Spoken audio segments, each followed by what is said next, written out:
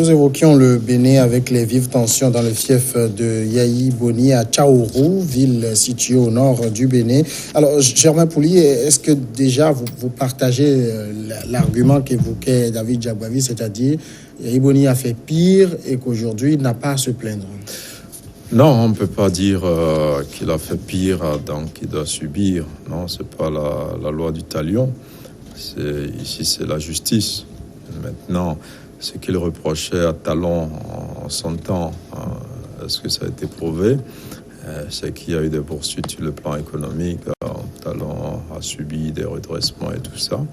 Il y a eu cette affaire d'empoisonnement qui n'a jamais été clarifiée avant que les deux individus ne soient réconciliés et qu'on permette donc à Talon de revenir pour conquérir le pouvoir et battre le dauphin de Yayi Boni, qui est Lionel Zinsou, qui avait été fraîchement débarqué de la France.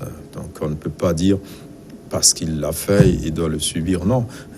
Là, nous sommes autour de certains faits qui sont assez précis, c'est qu'il y a eu beaucoup de casse lors de ces législatives-là qui n'étaient pas consensuelles, il faut le dire. Mais en même temps, je ne suis pas d'accord aussi quand David dit qu'on a empêché à l'opposition de participer. Il y a une loi qui a été appliquée. Cette loi a été votée par le Parlement. J'ai été surpris parfois par certains députés qui condamnaient cette loi comme s'ils ne l'avaient pas votée eux-mêmes, alors qu'il s'agit d'appliquer cette loi. Donc, il n'y a pas eu d'arrangement. Mais dans ce feuilleton, il y a eu deux personnages clés. Ce sont les anciens présidents Soglo et Yayi Boni. Alors pourquoi Soglo n'est pas victime de cet acharnement anti-Guillaume alors que les deux étaient sur le front? Les deux ont fait ce tour au marché de Dantopa pour appeler au boycott. Il y avait eu aussi un dérapage là-bas avec la police. Ces faits-là aussi sont là. Mais après l'élection, je crois que Soglo a été est resté pendant l'élection d'ailleurs, comme je le disais, il n'y a pas eu beaucoup de casse dans certains coins du pays. Les coins dont on parle, c'est Tchaourou, je pense, Parakou et une autre ville donc au centre et au nord du pays. Et ces villes sont réputées être les fiefs de Yayi Boni. Mais est-ce que cela suffit pour dire que ces violences sont le fait donc des militants de Yayi Boni? Et même si c'est le cas, est-ce qu'il y a des preuves suffisantes pour dire que c'est Yayi Boni qui a donc donné l'ordre, qui a commandité donc la commission de ces infractions-là? Je pense que c'est là où il y a problème. Mais il faut savoir aussi qu'il y a eu les forces de sécurité ont été attaquées, des chars même ont été incendiés, donc des édifices, des voitures, on n'en parle pas. Il y a eu beaucoup de casses. Maintenant, est-ce qu'il faut faire la lumière sur ces événements? Je pense que c'est ce que la justice béninoise est en train de faire. Ça, on ne le fait pas parce que Yayi Boni avait fait subir la même chose à Patrice Talon. Je pense que cet épisode est d'ailleurs passé parce que vous vous rappelez quand Talon a pris le pouvoir il y a 2 ans, il y a le président ivoirien Alassane Ouattara et togolais qui ont réconcilié les deux hommes. Donc, c'était d'ailleurs la première sortie du président Talon. C'était donc pour aller discuter. Et c'est dommage que ce qui aurait pu être une alternance pacifique qui devait permettre à Yayi Boni donc de vivre pleinement et tranquillement au Bénin, de jouir de ses droits civiques, de pratiquer la politique qu'il veut en tant qu'opposant pour espérer faire l'alternance, se transforme un peu en une affaire personnelle, oui, entre les deux hommes. Justement, c'est la question que j'allais adresser à David. Voilà. Est-ce que ce n'est pas des relations interpersonnelles un peu tendues entre ces deux hommes qui se manifestent ainsi? Bien évidemment, le constat fait voir un peu cette situation qui prévaut actuellement. Parce qu'au-delà, c'est deux personnalités qui s'affrontent. Mais il faudrait que Boni comprenne que celui qui a le pouvoir, c'est son adversaire en face, c'est Talon. Donc, quoi qu'il fasse, il risquerait de payer les pots cassés. Et également, pour Boni, il faudrait qu'il comprenne qu'en 10 années d'exercice du pouvoir, il a eu le temps largement de marquer le terrain politique, de faire ses preuves aux Béninois. et donc de peut-être céder aussi la place pour qu'une nouvelle génération de politiciens, de jeunes politiciens émergent. Puisqu'aujourd'hui, à voir tout ce qui se passe, on sent que Boni est en train de calculer sur la prochaine élection présidentielle au Bénin, estimant qu'il a encore la cote, qu'il a encore... C'est clair qu'il ne peut pas être candidat parce qu'ils ont de toute façon la fameuse phrase qui empêche tout le monde d'y aller en aucun cas. Oui, mais ils l'ont là-bas. Il a fait 2 mandats, il est parti. Je ne sais pas si la constitution béninoise lui permet. Si ça ne lui permet pas, donc autant laisser la place pour relancer une nouvelle génération. Soglo l'a fait. Aujourd'hui, il est à la retraite. Et donc, il est plus respecté dans sa position actuelle. Et Boni doit savoir que c'est la conséquence aussi de tout le tort qu'il avait créé à Patrice Talon quand il était en exil, que l'actuel président lui rend facilement, mais oubliant que aujourd'hui, c'est Talon qui est au pouvoir. Et j'estime que cette situation n'arrange pas véritablement le Bénin entier, parce que il y a de grands défis en face auxquels il faudrait penser. Et le Bénin aujourd'hui ne doit pas aussi faire perdre cette vertu que ce pays avait d'avoir été cité comme un des meilleurs élèves de la démocratie en Afrique francophone, en Afrique de l'Ouest francophone, justement. Et il faudrait que cet acquis soit bien gardé, sauvegardé, pour ne pas le perdre, parce que si les autorités actuelles n'arrivent pas à trouver des réponses à ces différents problèmes, c'est le Bénin entier qui va payer les pots cassés. Aujourd'hui, il est temps que chacun joue la carte de la volonté réelle d'effacer ou d'éponger tout ce qui les avait opposés. Talon l'a fait après son élection. Il est allé voir, il a rencontré Boni. Il a accepté de le pardonner parce que quelque part, c'est lui qui a été accusé par l'ancien président. Mais il a accepté de pardonner, d'oublier et d'avancer. Jusque-là aussi, sur cette affaire, on ne connaît pas trop le fond de vérité. Voilà. Parce qu'il y a quand même un des juges de cette affaire qui a estimé qu'il y a un fond de vérité dans les accusations. La justice n'a pas fait la lumière là-dessus. Je pense...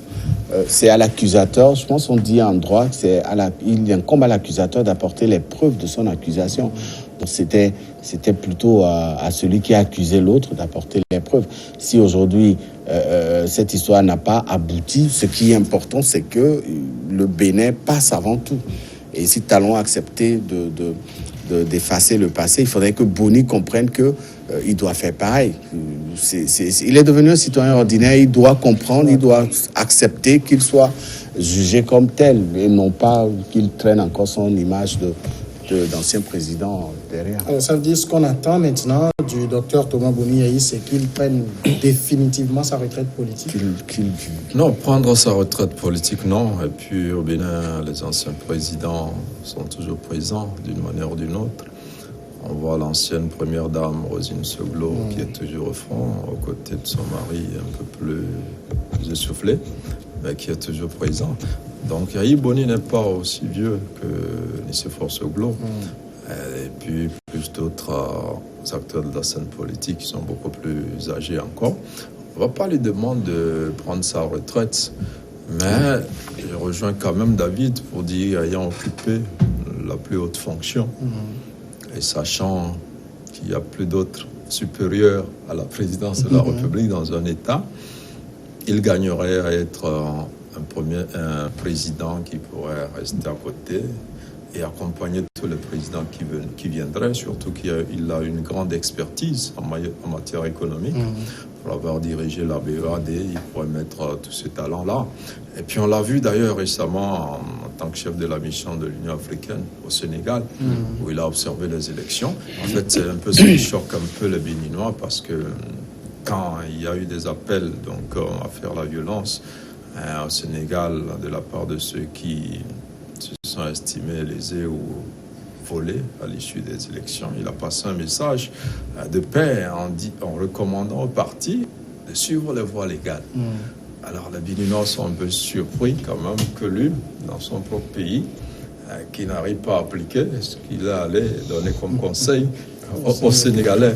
Donc je pense que là, il a raté un peu, parce qu'il gagnerait effectivement, en tant qu'ancien président, à rester de côté, et surtout que après l'arrangement qu'il y a eu par l'entremise, la médiation des présidents Ouattara et Faure Gnassingbé, donc il a quand même l'assurance qu'il pouvait vivre tranquillement au Bénin. Il pourrait rester toujours en politique. Il pouvait rester également dans l'opposition, mais pas dans cette opposition frontale, avec un combat qui s'est personnalisé en réalité. C'est-à-dire quand vous observez toutes les sorties de Yayi Boni, il s'attaque à talon de manière personnelle, c'est-à-dire qu'il s'engage lui-même. Et bon, c'est un peu gênant, je ne sais pas, peut-être on dit que c'est Talon qui l'a fait venir au pouvoir, on dit qu'il a donné tous les marchés à Talon à l'époque, donc c'était de bons amis. Bon, pour moi, c'était partenaires même. Ils en sont arrivés à devenir des ennemis. Donc, à ce point, c'est un peu regrettable.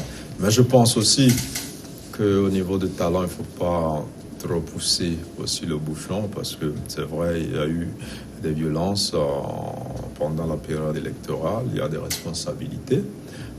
Mais en même temps, en secouant trop un ancien président, on laisse aussi un mauvais message après, car c'est lui aussi qui aura un jour aussi le pouvoir. Et il faut qu'il s'attende aussi à ce que son successeur aussi lui rende les coups. Donc peut-être il ne doit pas trop pousser loin. Mais encore une fois, Yayi Boni, je crois qu'il gagnerait aussi à observer la petite réserve observée par Soglo, qui tous les deux étaient au front de cette contestation. Ils ont voulu empêcher l'élection. L'élection a eu lieu, l'élection a été validée, reconnue pratiquement par toute la communauté internationale. Les gens s'attendaient à ce qu'on invite à un dialogue pour dissoudre ce Parlement. Il n'en est rien du tout. Le discours du président Talon après les législatives est assez clair dessus. Donc, les députés sont là, ils vont travailler. Il a dit ouvrir donc un dialogue direct avec ceux qui sont restés en marge de ces élections législatives-là. Je pense que c'est ce qu'il devrait pouvoir faire et rebondir, donc rester dans la contestation et dans l'affrontement après un scrutin qui est déjà consommé, totalement consommé. Les députés sont là, ils le sont pour toute la durée de leur mandat. Il n'y a pas moyen donc de revenir sur ce processus-là. Donc, le président Yayi Boni surtout qu'au Bénin, le président ne peut pas dissoudre l'Assemblée. Voilà, donc gagnerait vraiment à revenir à de meilleurs sentiments, parce que lui également, il ne s'agit pas de dire que c'est à Talon de faire la paix dans le pays, c'est tous les acteurs. Donc son comportement pourrait contribuer à ramener la paix dans ce pays qui a été secoué. On va passer maintenant au second sujet, c'est le Mali. On va évoquer cette tragédie au pays d'Ogon. Les autorités maliennes ont reconnu mardi qu'il leur incombait de protéger la population et d'œuvrer à la réconciliation entre communautés de plus en plus antagonistes dans le centre du pays après une tuerie de civils au bilan officiel provisoire d'une centaine de morts. L'attaque du village d'Ogon de Sobané dans la zone de Bandiagara à l'est de Mopti, siège du gouvernorat régional, a débuté dimanche soir pour s'achever vers le milieu de la nuit selon des témoignages concordants. Elle fait suite au massacre le 23 mars dernier à Ogosagou de quelques 160 peuls. Attaque attribuée à des chasseurs d'Ogon dans cette région proche de la frontière avec le Burkina Faso, devenue la plus sanglante du pays. Les assaillants sont entrés dans le village en criant « Allah Akbar, Allah Akbar », selon les habitants et le gouverneur régional, le général Sidi Alassane Touré. David Jagwavi, il faut craindre quand même dans cette situation malienne une guerre civile clairement, parce qu'on a vu dans un premier temps c'était les Peuls qui ont été attaqués, on a attribué cette attaque aux Dogons, maintenant c'est les Dogons qui sont attaqués et plusieurs langues disent que c'est les Peuls qui en seraient responsables. Oui, il faut craindre ce qui se passe au Mali aujourd'hui. La situation au Mali devient tous les jours inquiétante parce que ça s'empire de jour en jour.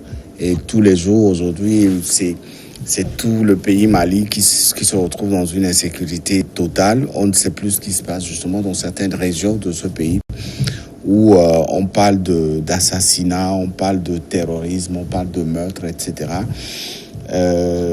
Ça craint véritablement parce que déjà, ce qui s'est passé avec le massacre des Peuls il y a de cela quelques mois où une centaine de Peuls ont été massacrés carrément selon le bon vouloir de quelqu'un qui un beau matin est allé les attaquer. Aujourd'hui, c'est les Dogons qui ont été attaqués. Ça pose un sérieux problème et les signaux sont déjà assez au rouge pour prévenir ces situations de massacres qui sont opérés régulièrement sur le territoire malien. Alors, demain, ce sera le tour de qui? C'est toute la question. Ça veut dire qu'aujourd'hui, tout le monde vit dans la peur dans certaines régions. On ne sait pas ce qui peut se passer lorsqu'on décrit un peu comment les tueurs ou les assassins ont débarqué dans le village. Extraordinaire que le gouvernement malien n'arrive pas à sécuriser aussi, ne serait-ce que les populations maliennes, puisque on dit que c'est des gens qui ont débarqué comme ça à bord sur des motos, qui sont arrivés et qui ont commencé par tirer, par tuer, etc. On parle d'une centaine de morts.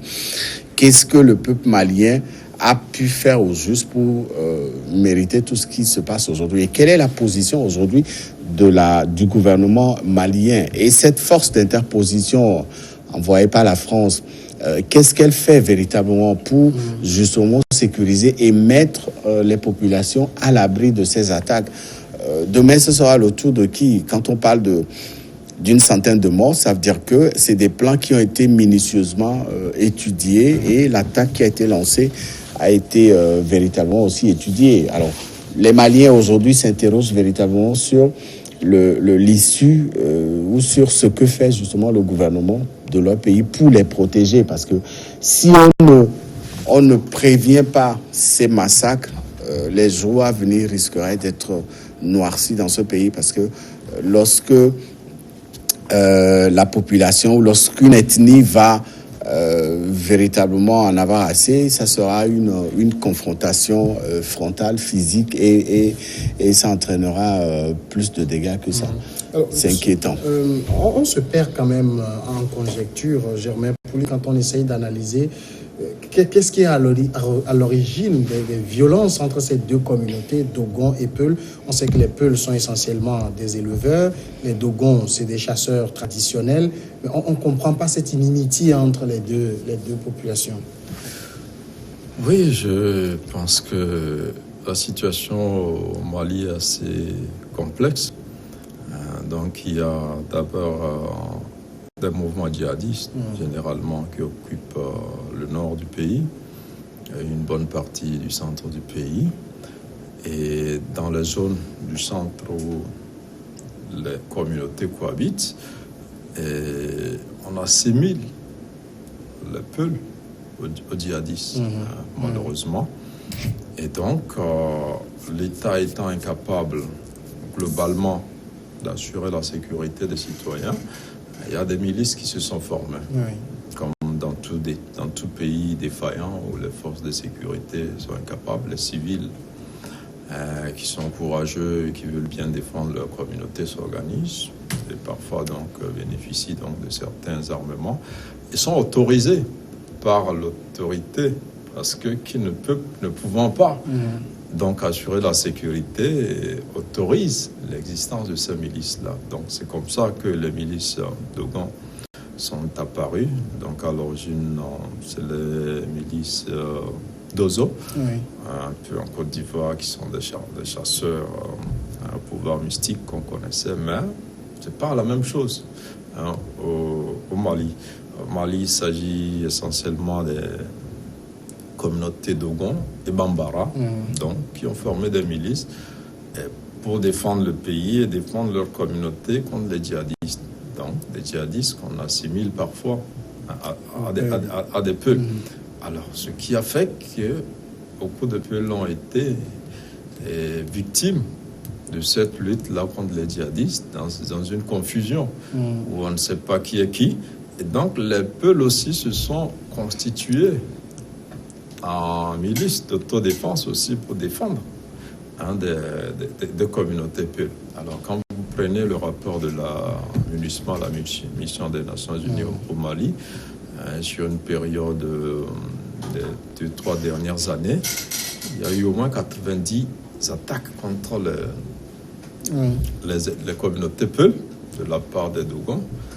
Et il y a environ une soixantaine aussi d'attaques, de répliques, de pulls contre les Dogons. Voilà, mais quand vous voyez dans les dégâts, il y a au moins 600 morts avec les derniers chiffres. Du côté des Peuls, à peu près 150 morts du côté des communautés Dogon et Bambara. C'est vrai que même sur la nouvelle attaque, on ne s'entend pas trop sur le bilan. On parle de 95 morts, mais certains évoquent juste 35 morts. Voilà, donc les chiffres évoluent, mais c'est cette situation-là qui fait que l'État, qui est incapable d'assurer la sécurité, là, le président Ibeka l'a reconnu, il était en Suisse sur le centenaire de l'OIT, il a dû écourter donc son séjour, il doit revenir pour reprendre les choses en main. Il reconnaît que l'État est incapable. Maintenant, l'État a tenté de dissoudre certains milices qui n'ont pas voulu aussi l'entendre de cette oreille parce que les gens estiment qu'ils sont organisés pour défendre leur communauté. Donc, nous sommes dans une situation où la faillite de l'État sur le plan sécuritaire a permis l'existence et le rayonnement, malheureusement, donc, de certains groupes armés qui se jettent dans des règlements de comptes, dans des sortes de vengeance, de vendetta, donc qui mettent aujourd'hui en péril la vie en communauté. Mais David Jabavi a fait une belle interrogation. C'est quand même, on est dans une zone où l'armée française est très présente.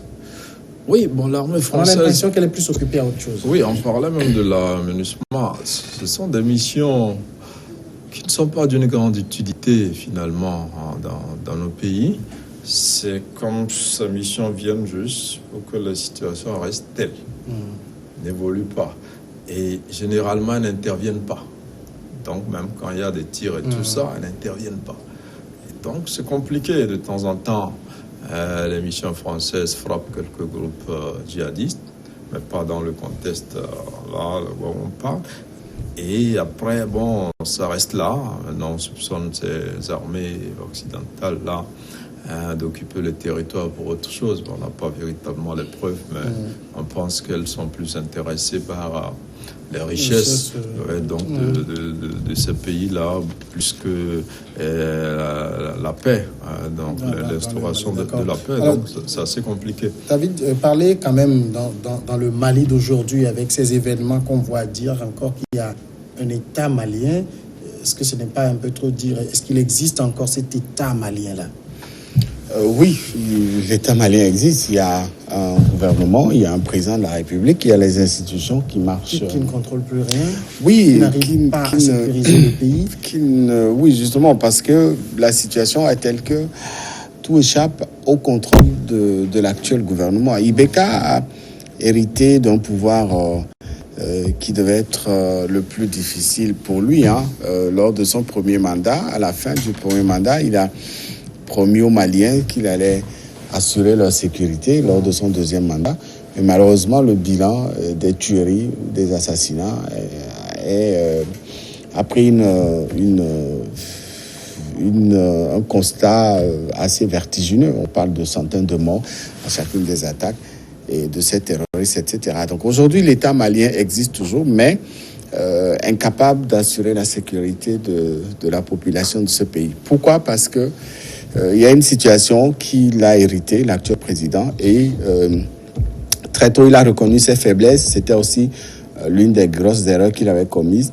Il avait reconnu très tôt ses faiblesses face aux attaques djihadistes. Il a fait appel à la France qui est venue, Germain le disait tout à l'heure, qui est venue pour soi-disant sécuriser le Mali, mais malheureusement, le constat qu'on fait est différent. On sait ce qui se passe là-bas. Et c'est ce qui interroge, en fait. Comment cette force qui dispose de tous ces matériels, de tous ces matériels militaires n'est pas capable d'abord de prévenir ces attaques et de pourchasser les assaillants.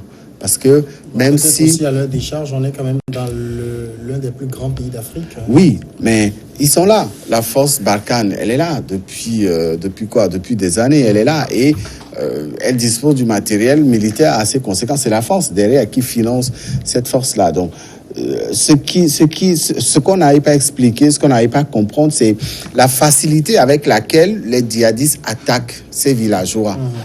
Il suffit juste de décider de tuer des gens. Ils prennent les motos, ils prennent les camions, ils arrivent dans un village, ils massacrent tout le monde et ils repartent tranquillement, sans être inquiétés. Il y a eu le cas des Peuls qui ont été massacrés. Après, c'est les Dogons. Et donc, on s'interroge véritablement. Cet État, ce gouvernement, pour un sursaut patriotique, pourrait aussi comprendre et évaluer la nécessité peut-être de démissionner. L'actuel président Ibeka doit comprendre que s'il n'est pas en mesure de faire face à ces attaques djihadistes, s'il n'est pas en mesure de sécuriser la population malienne, il peut démissionner et lancer d'autres perspectives. Parce qu'aujourd'hui, en 6 années, 7 années de présidence, on ne sait pas ce qu'il a fait. Et le bilan est tout le temps négatif. Les Maliens ont la peur au ventre. Ils s'interrogent sur leur avenir. Ils ne savent pas ce qui peut se passer demain. Le Mali deviendra peut-être l'Afghanistan africain demain ou après-demain. On ne sait pas. J'allais demander si le Mali, en l'état actuel, n'est pas la Centrafrique de l'Afrique de l'Ouest. Bon, c'est compliqué, vous le disiez tout à l'heure, le Mali est très vaste. Et on parle même d'Ibeka, il a été élu par une partie du Mali. Parce que une petite partie. Ces dernières années, les élections n'ont jamais été véritablement nationales. C'est la partie sud qui vote souvent, parce que l'État est incapable de déployer sa souveraineté sur une bonne partie du centre et puis du nord du Mali. Mais ce n'est pas un problème d'Ibeka, quel que soit le président qui arrivera, il aura ce problème. Et Ibeka a essayé de contourner il y a quelques semaines en virant son Premier ministre et en faisant nommer un Premier ministre d'ethnie Peul. Mais ça n'a pas...